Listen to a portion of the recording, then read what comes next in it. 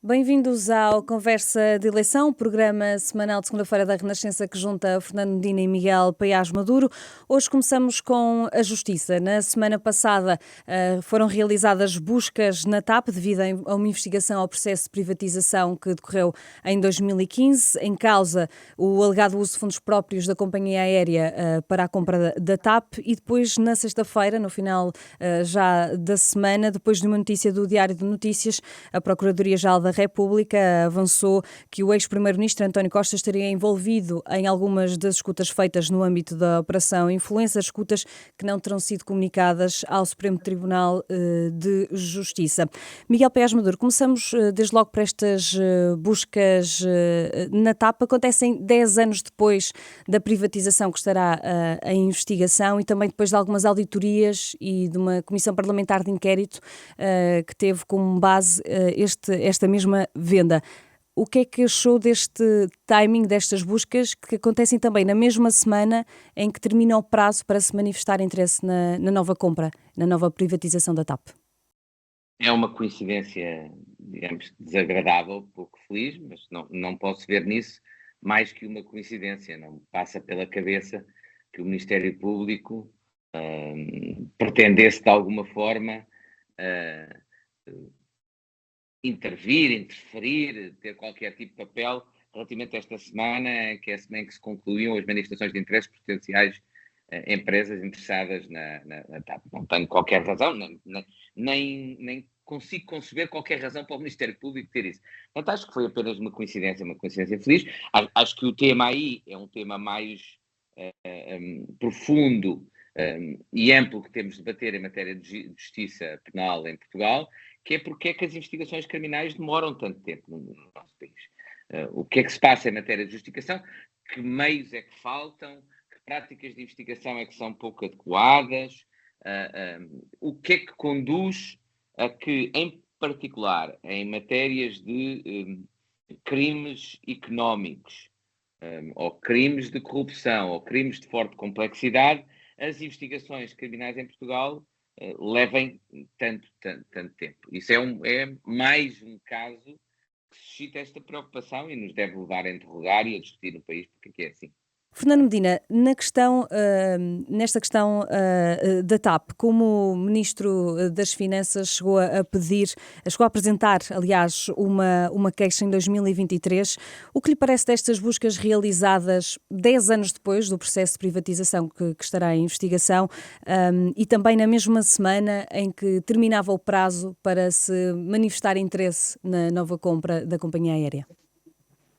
Eu creio que fundamental sobre o tema relacionado com a TAP e sobre o processo de privatização de 2015 encontra-se, e bem, devidamente escalpelizado na comissão de inquéritos que foi realizada há uns anos esta parte, e onde no fundo essa situação foi bem exposta e clarificada. No fundo, em 2015, o governo então, de Passos Coelho, por isso lembramos daquele pequeno governo que esteve muito pouco tempo em funções, assinou, no fundo, uma privatização que vinha preparada do governo anterior,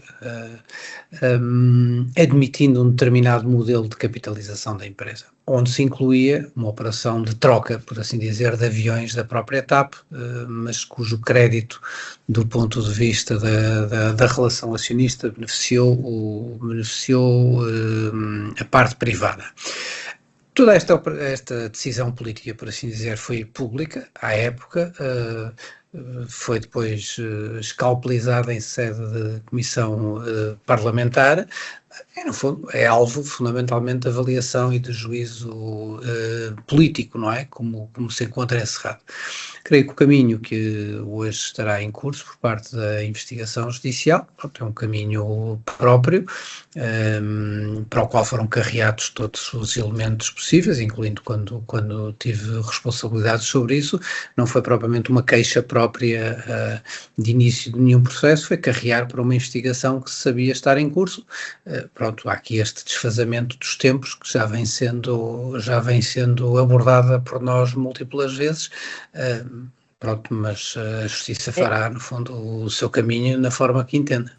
Neste caso, tendo em conta este atraso, quase 10 anos depois, há umas buscas sobre uma venda que aconteceu em 2015. Devia o Procurador-Geral da República vir a público tentar explicar o porquê de só agora acontecerem as buscas? Eu não sei se o Procurador-Geral tem ou não condições de o fazer, não é? Ele tem conhecimento do processo, não é ele que conduz o processo, são os Procuradores-Gerais adjuntos que estarão com essa investigação. Não sei até, mas já tivemos vários procuradores, entretanto, ao longo destes anos, e pode ser que as circunstâncias que levem a que só agora isso tenha acontecido, ou que neste momento tenha havido um impulso particular nessa investigação, sejam circunstâncias que, pela natureza do processo de investigação criminal, o Procurador-Geral da República não as possa divulgar. Portanto, eu não sei, tanto pode não fazer qualquer sentido, como fazer sentido ter-se descoberto alguma coisa entretanto, que nós não sabemos. Mais uma vez, o que eu acho, e precisamente porque eu não gosto de comentar processos em concreto, é que se nós olharmos para a globalidade da investigação dos nossos processos criminais, isto não é um caso isolado, é um padrão.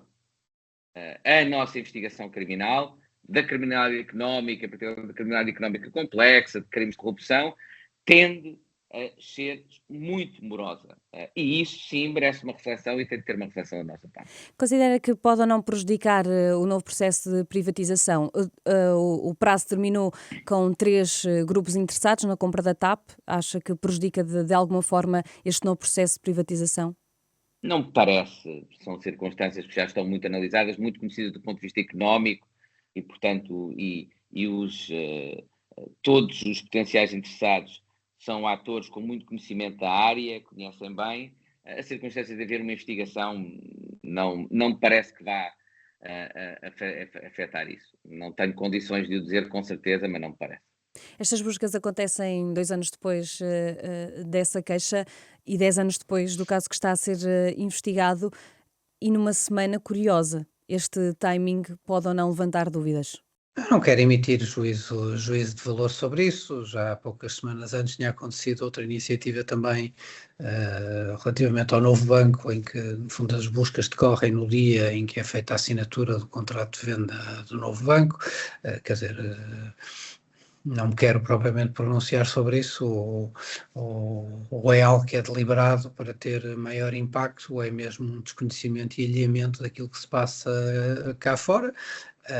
Pronto, ou então dá-se a circunstância de 2 coincidências num período muito próximo. Não me quero imiscuir sobre isso.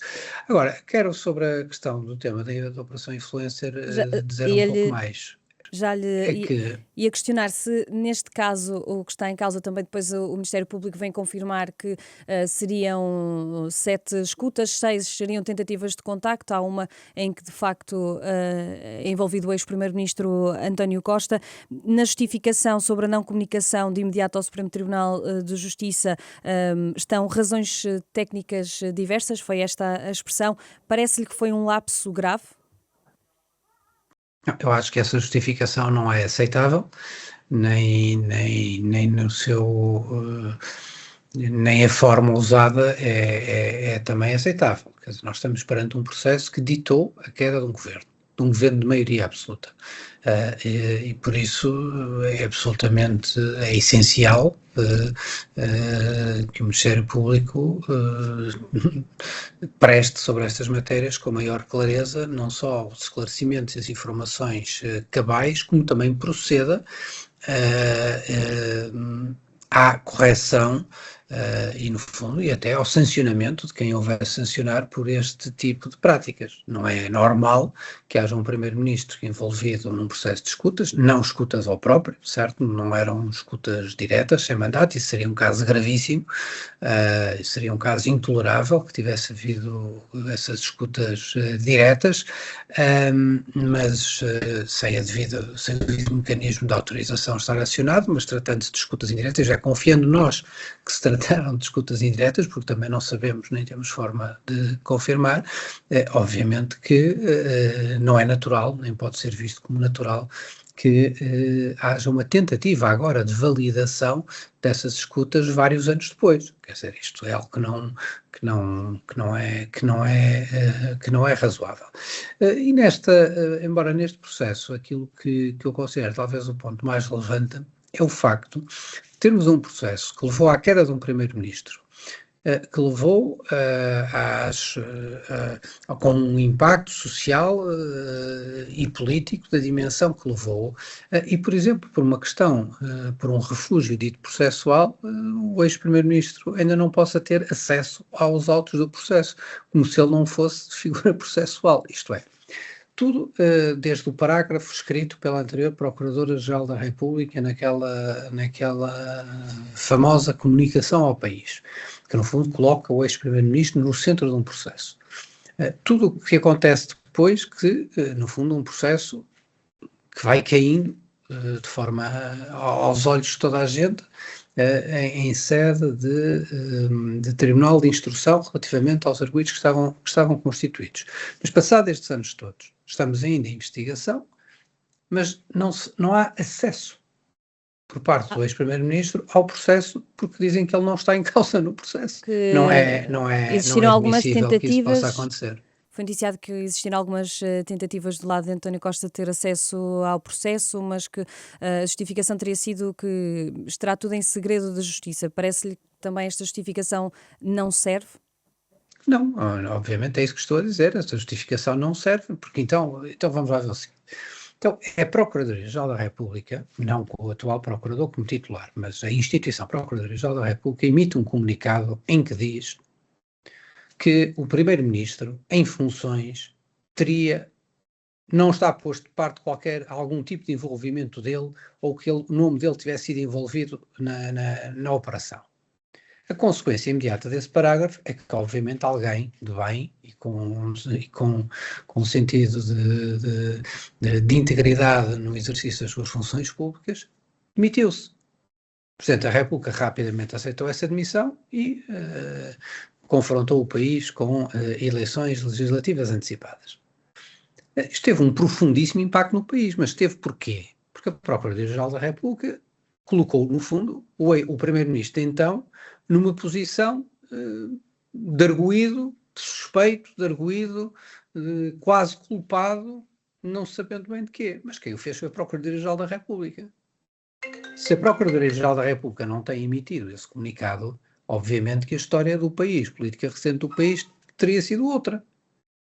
E por isso, chegados a não é aceitável que depois disso ter acontecido e dos protagonistas terem sido colocados num papel de suspeitos, culpados, quase suspeitos, chame-se-lhe o que quiser, formalmente não foram constituídos arguidos, mas foi colocado dentro do processo, se haja aqui a utilização de algum subterfúgio para dizer não senhor, não tem acesso ao processo. Quer dizer, não é admissível. É um lapso grave, Miguel Paiás Maduro? É de evitar erros como este? Claro que são de evitar erros como este.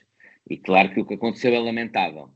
Parece menos grave do que aquilo que chegou a ser dado a entender no início e sobretudo após os esclarecimentos agora da Procuradoria-Geral da República, do Ministério do DCIAP, na realidade, que conduz esse processo. Porquê? Acho que há um ponto muito importante que se fez um bocadinho de confusão nesse início. O Primeiro-Ministro não foi escutado sem autorização. O Primeiro-Ministro foi acidentalmente ouvido no contexto de uma escuta que tinha sido autorizada relativamente a outras pessoas.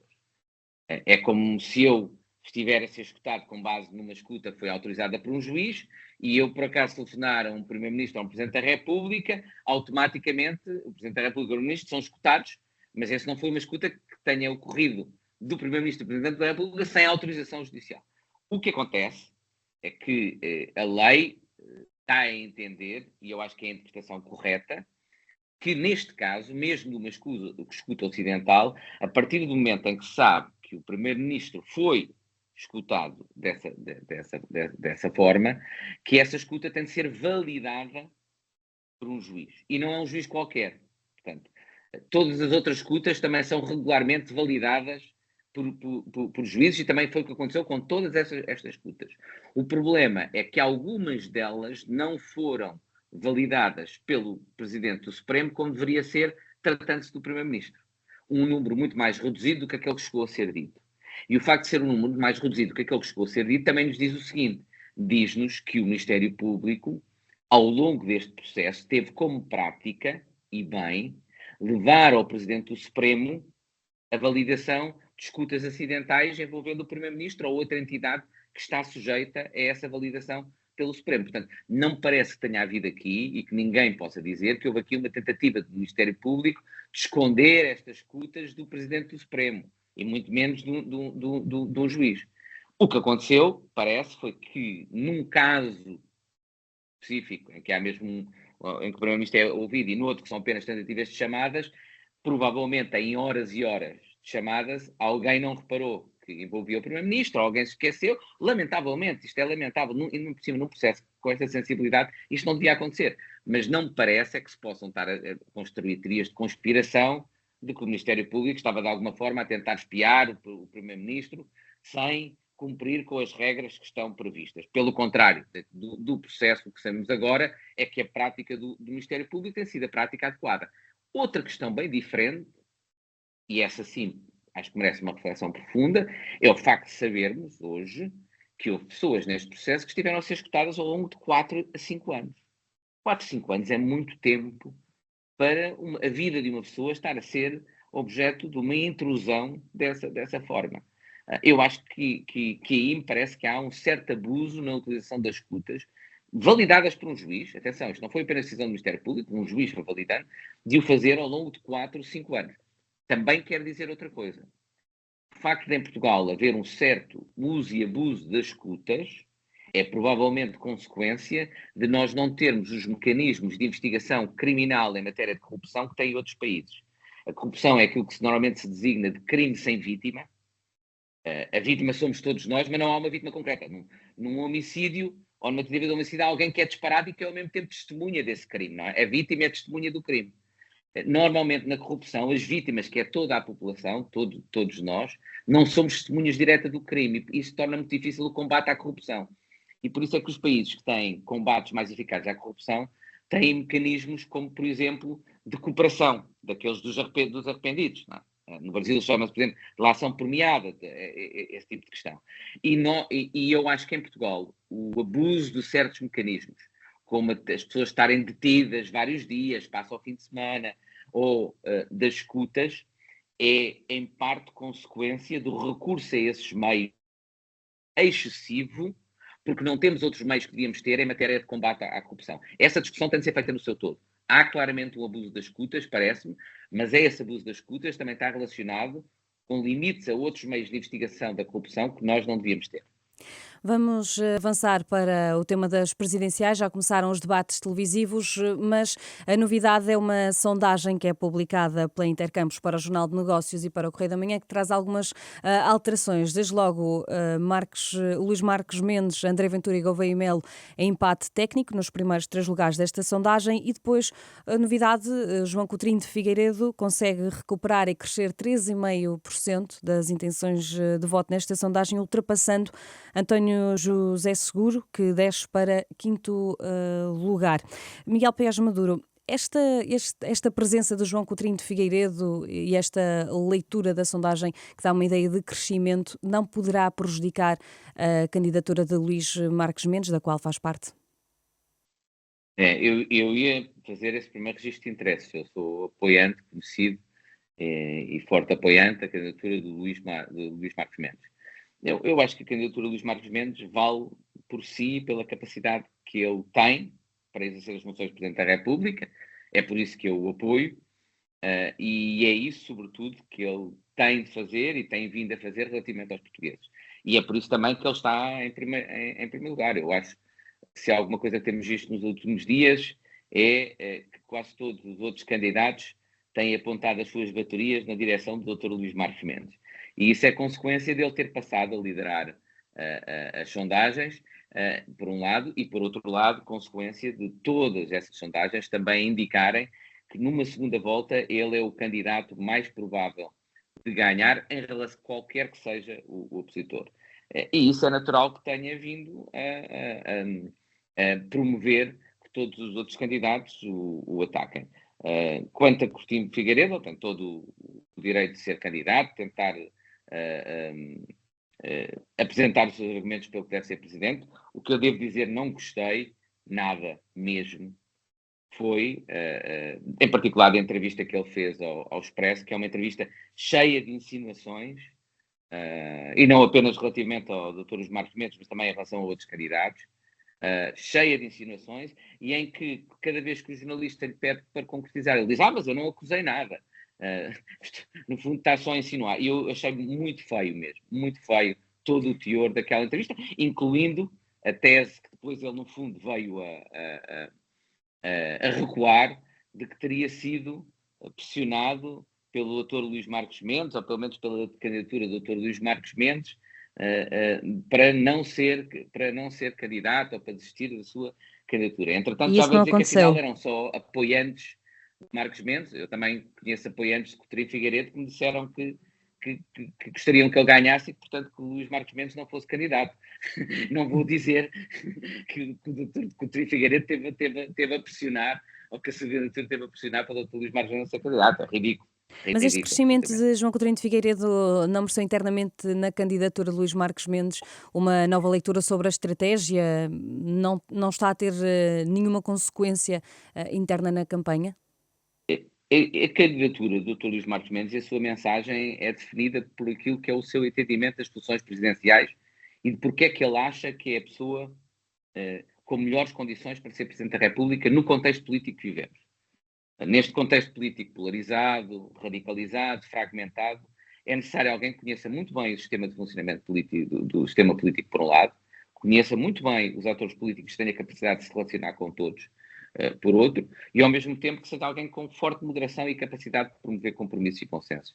Esta é a mensagem política dele, e eu acho que não há razão nenhuma. Ele não vai seguramente estar a definir a sua mensagem em função dos outros candidatos políticos. Essa é, desde logo, a diferença entre o candidato que lidera e os outros. Parece-me que alguns dos outros candidatos estão a redefinir constantemente a sua mensagem política e a estratégia da sua candidatura. Mas o Dr. Luís Marques Mendes, acho que qualquer pessoa que olhe, e ele já está há mais tempo que qualquer outro candidato como candidato presidencial, acho que ninguém consegue identificar uma alteração da linha de rumo da sua candidatura presidencial, e muito bem, do meu ponto de vista.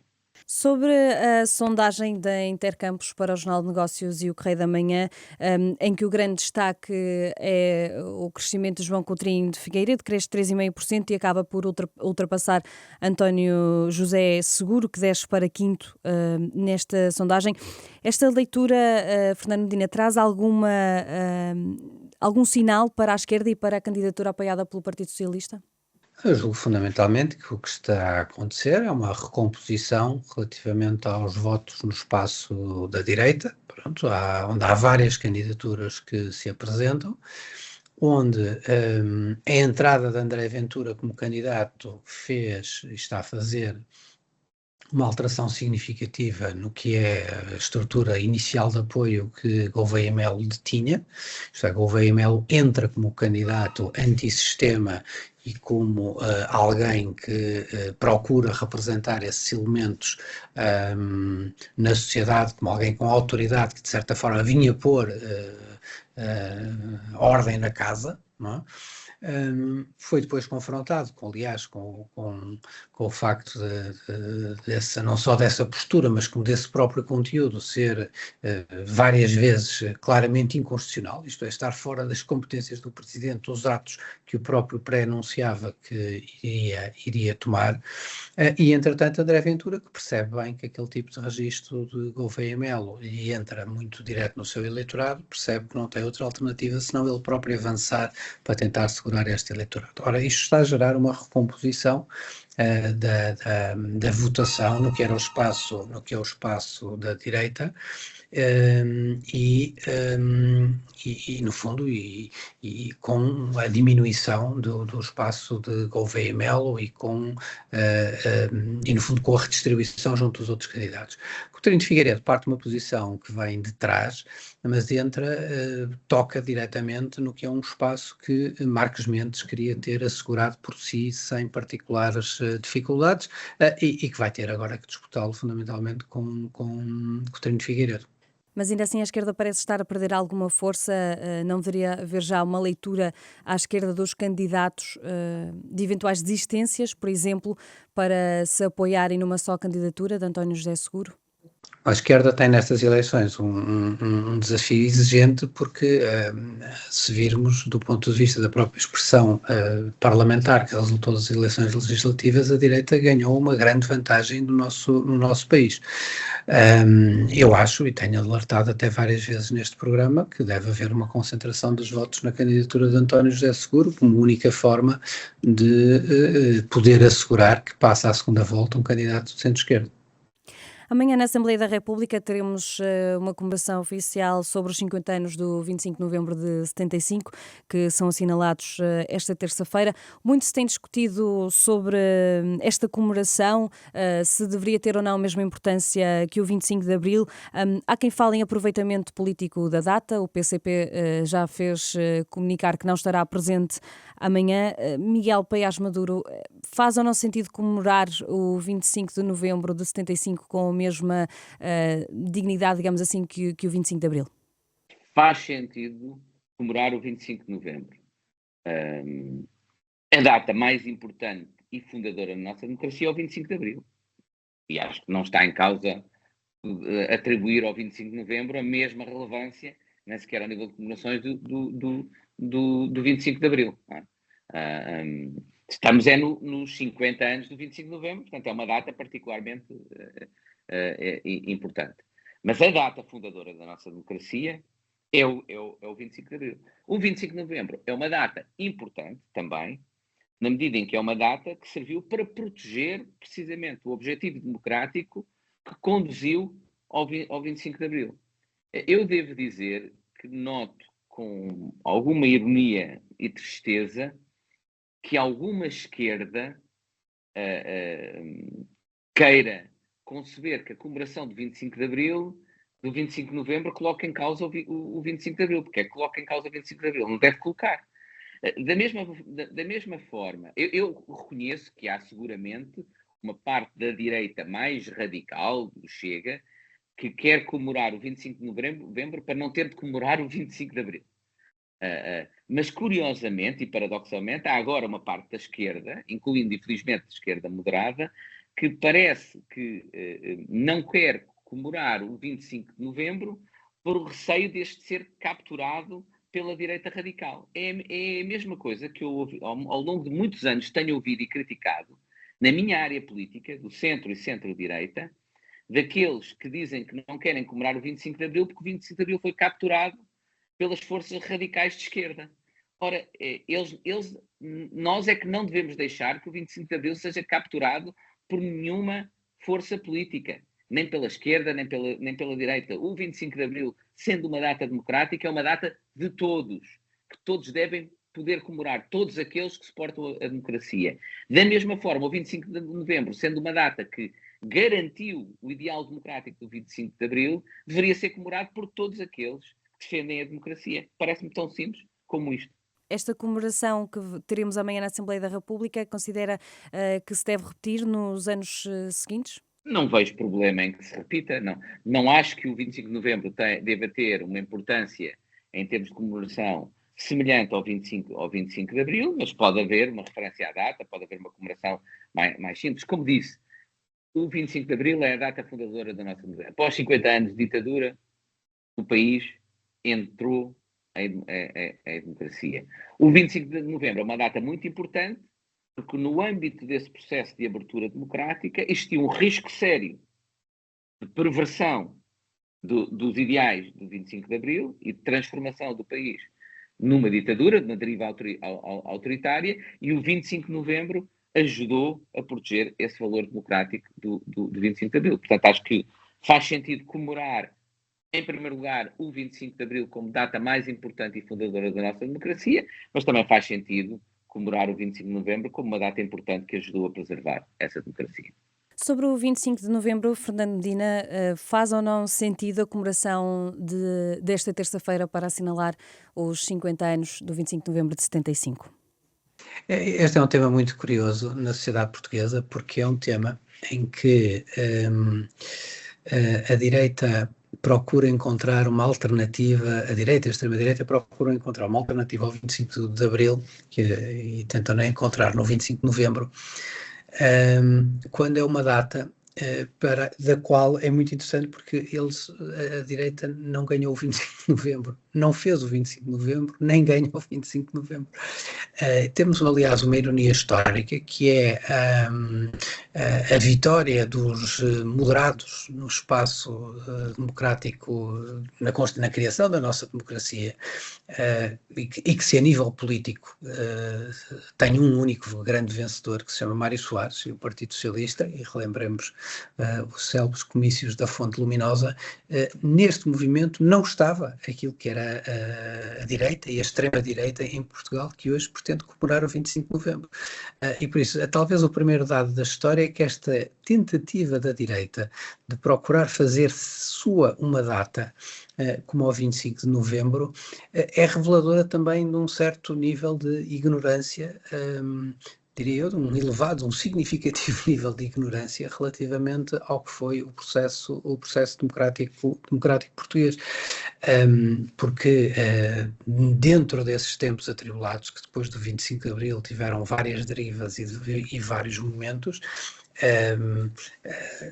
o 25 de Novembro não é a vitória das forças da direita no nosso país, nem elas tiveram qualquer papel particularmente relevante a qualquer título, e por isso tem esta ironia histórica, porque aliás seria interessante que, se esses responsáveis da direita portuguesa e da extrema-direita fossem reler até o que foi a documentação principal do Grupo dos Nove, e o elemento fundamental desse período histórico, iriam aliás corar, talvez com alguma vergonha, daquilo que hoje pretendem celebrar e comemorar. Esta, no fundo, era uma primeira nota que gostaria de deixar. A segunda é obviamente o facto de não ser sequer comparável, não há comparação do ponto de vista da hierarquia histórica, da importância do 25 de Abril ou do 25 de Novembro e de outras datas que se seguiram ao 25 de Abril. E por isso essa tentativa de criar um feriado só seu, por assim dizer, um momento revolucionário só seu, é algo que faz pouco sentido, não tem a ver com a história portuguesa, e se havia alguém que o deveria e poderia celebrar com como é que eu ia dizer, com espírito de apropriação de seu, era mesmo o Partido Socialista, e não a direita ou a extrema-direita. Fernando... Eu recomendava só neste ponto uma entrevista particularmente importante e marcante, que deveria ser lida por todos, do Coronel Rodrigo Sousa e Castro, à época porta-voz do Conselho da Revolução, um membro do Grupo dos Nove, um militar destacadíssimo de Abril e de Novembro, uma entrevista ao público que deveria ser de leitura obrigatória para todos, e feita em voz própria do que foi um dos protagonistas de todo esse período, e onde está lá tudo, não precisa de ser dito mais nada. Fica a sugestão. Fernando Medina, Miguel Paiás Maduro, muito obrigada. Deixar só nota de que nas próximas 2 semanas não teremos conversa de eleição, uma vez que os feriados de dezembro este ano calham à segunda-feira. Voltamos, por isso, a 15 de dezembro. Boa semana e bons feriados.